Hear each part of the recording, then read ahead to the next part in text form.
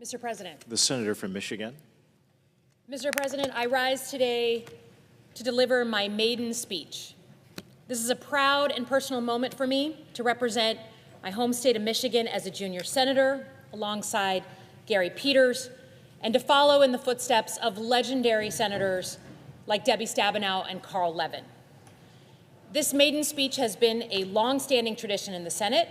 Every junior member gets to deliver in their freshman year their vision for their state and what they plan to do in their time in office. Thank you to my colleagues from both sides of the aisle who have joined me, and to my great staff and my interns, even my niece who came in. If you remember nothing else, I want you to remember two things. First, nothing is more important to me than the state of Michigan. I'm a third-generation Michigander. For me, Michigan is where it all started. Everything I've done in my life, everywhere I've gone, everything I've done, everyone I've met, it all started in Michigan.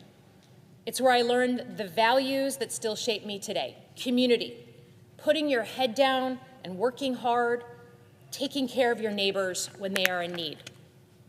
Nothing matters more than my home state. So this speech is my love letter to the state of Michigan. To stand here and represent the state that I love on the floor of the U.S. Senate is the greatest privilege of my life. Second, my goal for my time in office is to address what I believe to be the existential threat of our time, to my state and to all Americans, the threat of a shrinking middle class.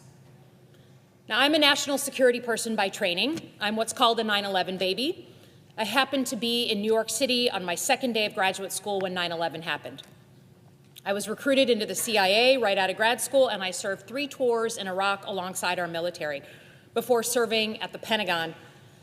I served proudly under presidents, both Democrat and Republican. I've come face to face with some of the greatest threats facing our country, but I believe in my bones that the single greatest threat today to our national security is not coming from abroad, but coming from the very real threats that come from that shrinking middle class. So my goal as a senator is to deliver for Michigan's middle class, to expand it, to secure it. That mission is personal. Michigan is where my family achieved that very American dream. My great-grandfather, at 13 years old, came through Ellis Island, not speaking English. He ended up starting a meat company, moved to Michigan, and built that business and built an iconic hot dog that Michiganders have enjoyed for 60 years. Michigan has been the place where hard work means something. It's where the middle class was literally invented, where you could work at an auto plant and afford the car that you were building. That was a revolutionary idea at the time. It shouldn't be revolutionary now. So as a U.S. Senator, my highest priority is to help make Michigan a place where that American dream is achievable again. Today, too many Michiganders are falling out of that middle class. Too many families can't get in at all. I live on my family farm in Holly, Michigan. Growing up, I was surrounded by families whose path to the middle class ran through Michigan's factories, our farms, our small businesses. We are people who build things and grow things. People proud of their role in manufacturing America's future. Our cars, our tanks, our food. People who, like my great-grandfather, were prepared to work hard for success and often achieved it. But over the years, I've watched younger generations of those same families live a very different story. Parents can't provide for their kids what was provided to them. That fishing cabin up north that Dad had, the son can't have. A trip to Disneyland, can't do it. Across Michigan, there are so many families who feel like hard work doesn't seem to be enough anymore. No matter what your political views are, it is just a fact that the middle class has shrunk over the past 40 years. And I've seen firsthand what happens next.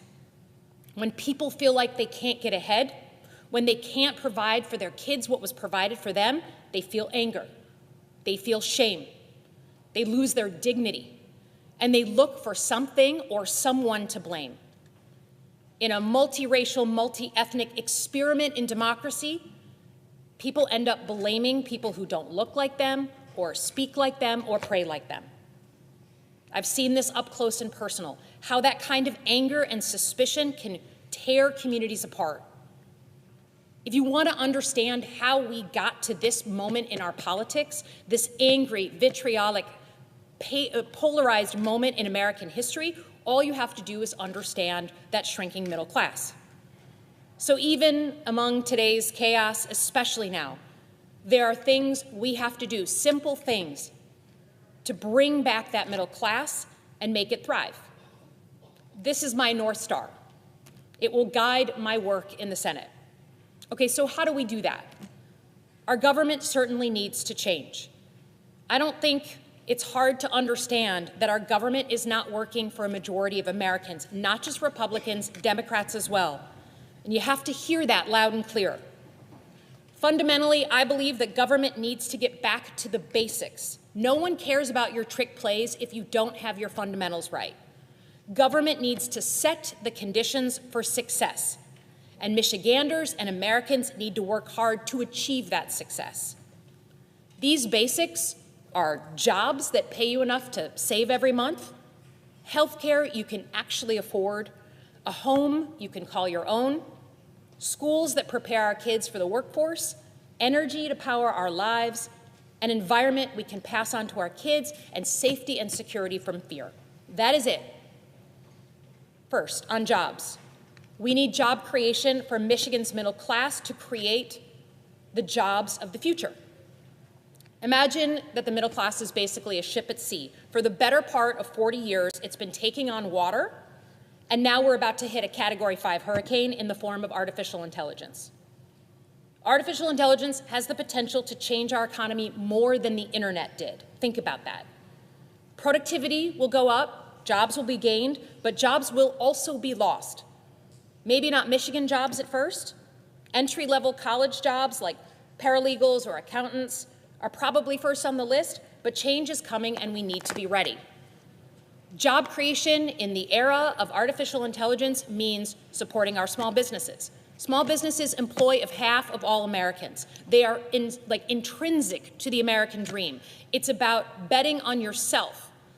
And we need to own the fact that it is hard to start and succeed as a small business. We need to make life easier for Michigan small businesses.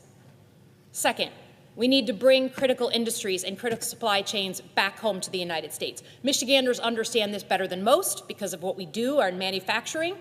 No foreign country should ever have a veto on our economic security.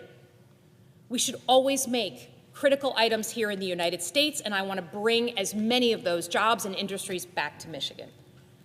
And finally, let us say it very clearly. We need an immigration system that actually works and is keyed to our economy. Immigrants are critical for our labor shortages, in our factories, in our hospitals, in our firms. More than that, we are a nation of immigrants. I'm standing here today because my great-grandfather left fear of persecution and death at 13 years old and found a place in America. So we need an immigration plan that brings legal, vetted immigrants into our countries, keyed to our economy, sometimes more, sometimes less, and we need to have border security that literally makes sense. Without immigrants, there is no America, and without immigrants, our economy will not thrive. Second, on health care. Is there anyone in America who thinks health care is working? Is there anyone in America who thinks we are paying too little for health care? Is there anyone in America who is missing the groundswell of anger because we cannot provide the health care we need to our parents and to our children? Few things are as fundamental. There are just, in my mind, few systems as broken as health care in America in 2025, and we all know it. This is, again, extremely personal to me. It's why I ran for office in the first place. Of all my time spent in war zones, in dangerous places, nothing was harder than my mom being diagnosed with stage 4 ovarian cancer when she did not have insurance.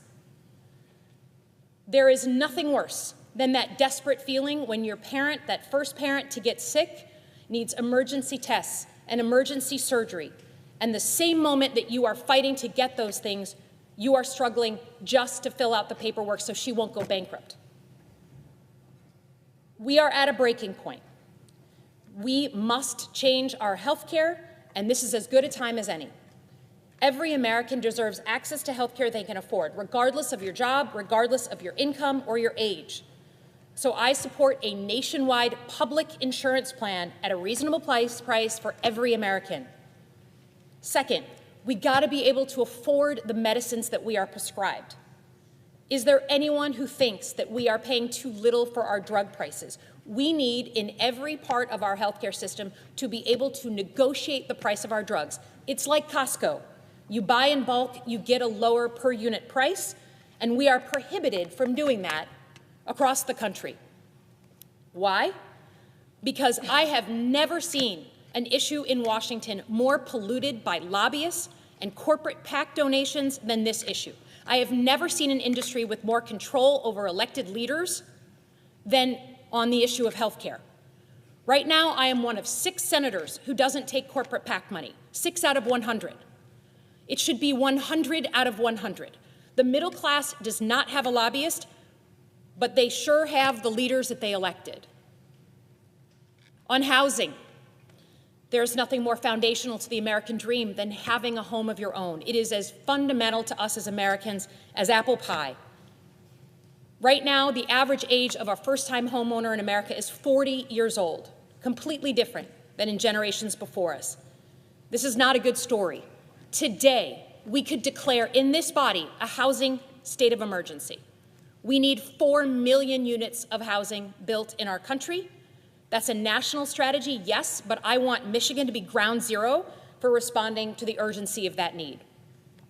On education, we need schools that actually prepare our kids for the future. So much of what we were able to do as a middle class was because people could afford the education in front of them. If you wanted to go to college, you could. But in Michigan, you wanted to work with your hands, succeed, go on, become rich. Only if you had a high school diploma, you could do that. There were job options for you. We need an obsessive focus and reorganization of our job training federal programs. We have 17 different organizations doing job training. It's broken. We need to focus on trade schools and apprenticeships and an education system that prepares us for what is coming. On energy, we all know we're using more energy. Every single one of us in this room right now are using more energy than we did 10 years ago. Modern life is demanding it.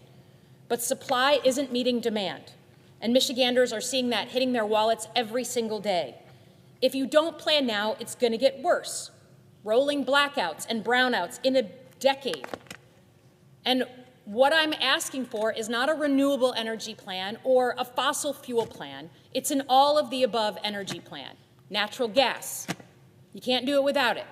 Nuclear, batteries, renewables, solar, hydropower, new stuff that's in creation right now. We need all of it.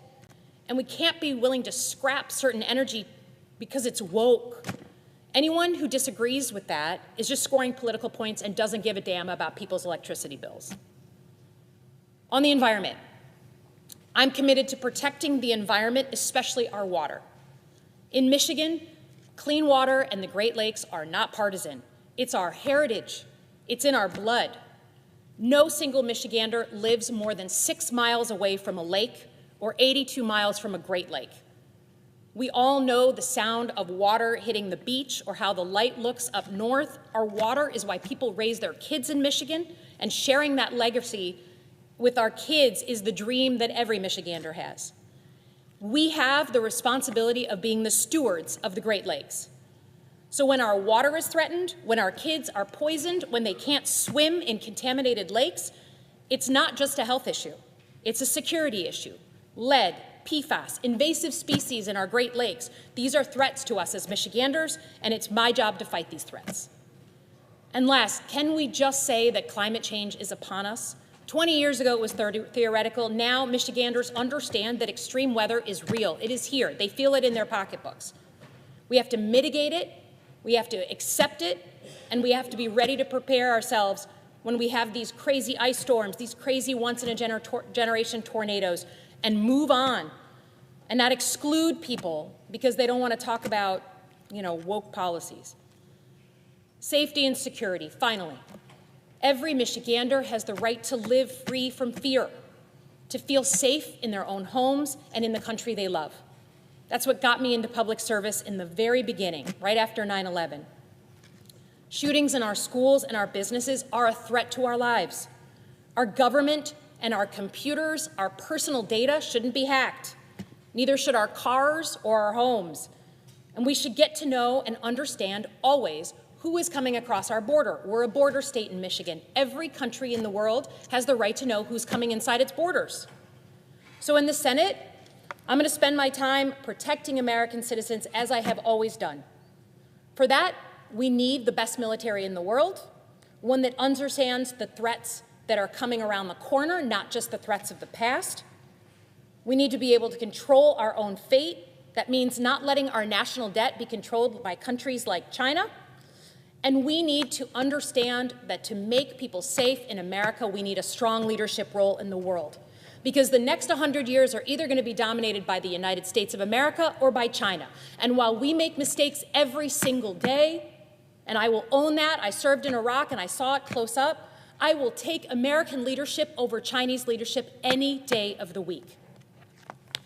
So, in conclusion, let me just say that we all know, everyone here knows, that we're going through an extremely tough time in American politics. We know that when people look back on this period in history, they are going to say that was the moment that Americans were turned against each other, when neighbors turned against each other. But it is not the end, and it is not always going to be this way. As Michiganders, we understand how to survive bad times by rallying together, by helping one another, by living up to our Midwestern values, and getting back into the fight. As elected leaders, and certainly as a senator, I have a responsibility to chart the path through the dark tunnel and into the light, not by just complaining and whinging that it's all bad, but by charting a strategy from beginning to end on how we get through this moment. And we will. For God's sakes, people, the Detroit Lions are going to win the national championship and the Super Bowl, and they were in the toilet for years. So, it is my privilege to stand on behalf of my state here. It is the most important thing I've ever done. It is the most impactful thing I will ever do. It is my job as that next generation of leader to change the course of this place and this country, and I commit to you I will not let you down. Thank you very much, and I yield back.